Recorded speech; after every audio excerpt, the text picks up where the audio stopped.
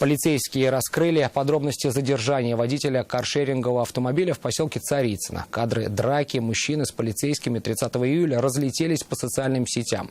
В чем заподозрили водителя сотрудники патрульно-постовой службы и какую роль в этой истории сыграла случайно проезжающая там «Лада», знает Нафиса Минязова. Мужчина сильнее нажал на газ после того, как заметил, что его преследуют полицейские. Они увидели, как он выходил из лесопосадки и сел в арендованный автомобиль. Заподозрив неладное, стражи порядка решили его проверить. Правоохранители задержали мужчину после того, как он выехал на встречную полосу и протаранил «Ладу Веста». Все нормально с вами?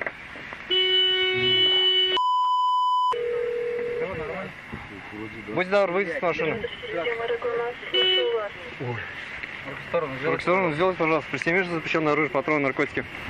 Мужчина сразу заявил, что ничего запрещенного у него при себе нет, но словам его сотрудники полиции не поверили. Обнаружив в автомобиле сумку, решили досмотреть ее при понятых. Далее я открыл сумку, и в это время водитель попытался скрыться.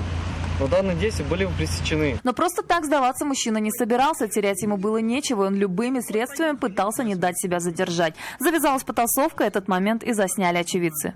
А у него, наверное, в сумке что-то? Перцовка. Может, пистолет какой-нибудь или еще что-нибудь. Походу, наркотики. Ага. Наркотики, 100 пудов.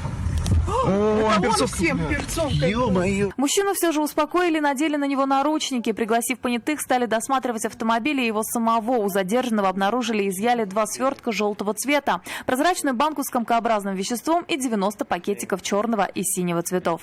8, 9.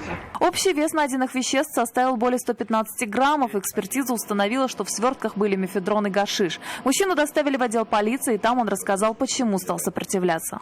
Испугался, у меня приступ паники, когда случился, и инстинкт самосохранения, я попытался вырваться, убежать, и в результате получилась у нас небольшая стычка с сотрудниками ДПС. По тому сотруднику я вывихнул ключицу. В этом раскаиваюсь, не хотел. Свою вину мужчина признал частично. В настоящее время по данному факту в отделе полиции Гвардейский возбуждено уголовное дело по признакам состава преступления, предусмотренной частью 3 статьи 30, частью 4 статьи 228 прим. 1 Уголовного кодекса Российской Федерации покушение на сбыт наркотиков в крупном размере. Также за употребление наркотиков без назначения врача в отношении задержанного был составлен административный протокол, и ему назначили наказание в виде ареста на 5 суток. По его истечению следователи обратятся в суд с ходатайством о заключении мужчины под стражу на время следствия. Нафиса Минязова, вызов 112.